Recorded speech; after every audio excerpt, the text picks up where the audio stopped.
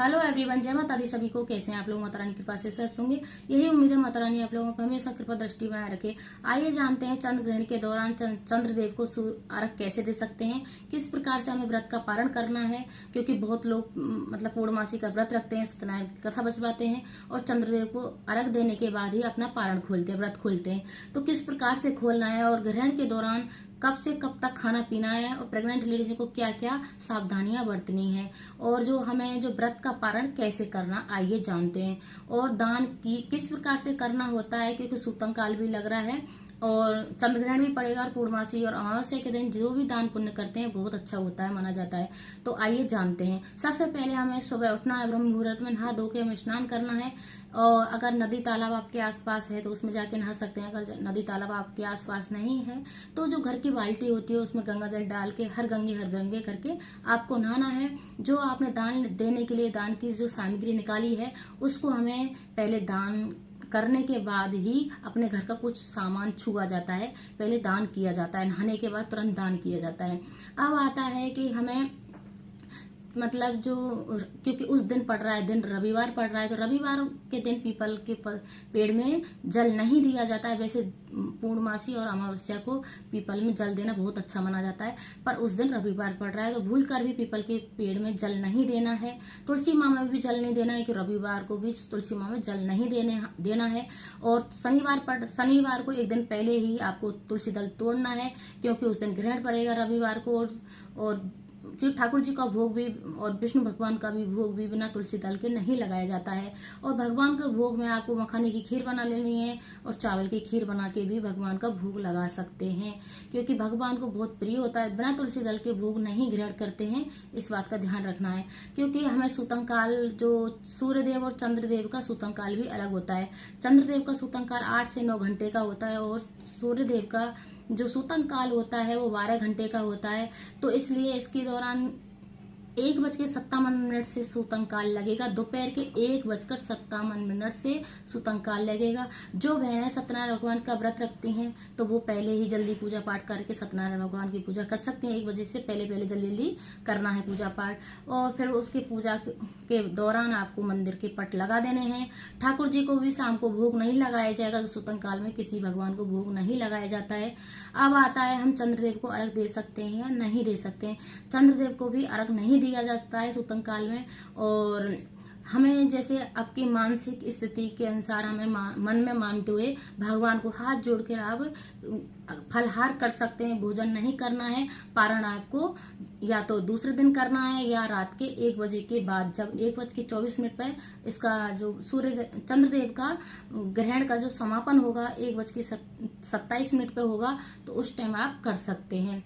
तो उस टाइम नहाना है, पारण करना है तो करना है, नहीं तो सुबह आप नहा के धो के और सूर्यदेव को जल दे के आप पारण कर सकते हैं। नहीं तो रात को फलाहार करके सो जाएं।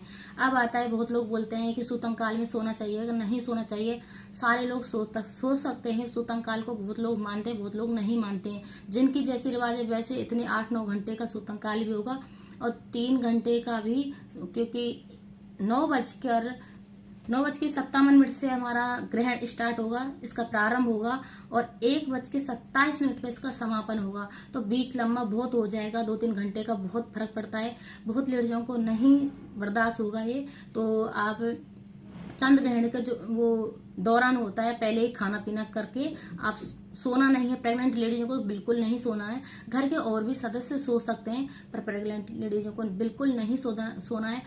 जो सावधानी है उनको बिल्कुल सावधानी बरतनी है। अगर सूतन काल से जो लोग बरत सकते हैं तो वो बरत सकते हैं। जैसे उनको साग सब्जी नहीं काटना है, कुछ चीजों को काटना पीटना नहीं है बिल्कुल भी। और जैसे बहुत लोग खाना पीना खा सकते हैं, ऐसा सूतन काल में बिल्कुल भी नहीं लिखा है कि प्रेग्नेंट लेडीज खा पी नहीं सकती हैं। खा सकती हैं। सिर्फ चंद्र ग्रहण के दौरान आपको जो 3 घंटे का लगेगा उस टाइम आपको बिल्कुल भी खाना पीना नहीं है। उस टाइम आपको बहुत ज्यादा प्यास लग रही है तो पानी पी सकते हैं। बिल्कुल खाना और चबाना दांतों को नहीं है, नाखून को भी नहीं चबाना है, किसी चीज को भी बिल्कुल नहीं काटना है, हाथ पैरों को भी बिल्कुल नहीं मोड़ना है। प्रेग्नेंट लेडीज जो भी हैं वो बार बार सुन लें, उनको बहुत ध्यान रखना होता है। हाथ पैरों को भी मोड़ना नहीं है। अगर सुंदरकांड का पाठ कर सकते हैं तो बहुत अच्छा माना जाता है, तो आप सुंदरकांड का पाठ कर सकते हैं। अब आता है सूतंग काल में और किस चीज का ध्यान रखना है? सूतंग काल में हमें लड्डू गोपाल जी का भी शाम को भोग नहीं लगाना है। अपने घर के जो मंदिर हैं उसको पट को बंद कर देना है और अपना जैसे कीर्तन भजन वगैरह कुछ भी कर सकते हैं। हमारे घर के जो बुजुर्ग होते हैं, घर की जो महिलाएं हैं, कि वो शाम को जो चंद्र ग्रहण के दौरान जो महिलाएं पूजा पाठ करती हैं, जैसे घर का दीपक वगैरह नहीं करती, कीर्तन वगैरह कर सकती हैं, सुंदरकांड पढ़ सकती हैं, रामायण पढ़ सकती हैं, वो बहुत अच्छा माना जाता है। उस टाइम बोला जाता है कि अच्छा रहता है अगर पढ़ते हैं तो। कोई भी पढ़ सकता है, घर का सदस्य पढ़ सकता है, बहुत अच्छा माना जाता है। अगर आपको जैसे प्रेग्नेंट लेडीज को तो सोना नहीं है, इस बात का विशेष ध्यान रखना है।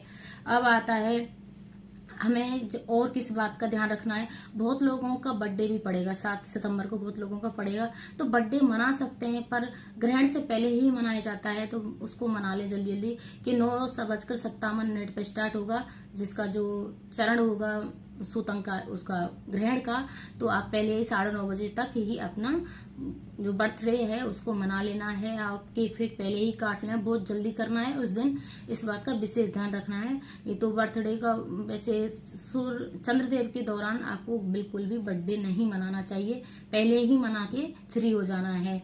9 बजे के आसपास, 9:15 9:30 के आसपास ही जल्दी जल्दी कर लेना है। अगर मेरी वीडियो अच्छी लगे तो लाइक करें, शेयर करें, कमेंट करें, सब्सक्राइब करें। हर हर महादेव जरूर लिखें। जय माता दी सभी को।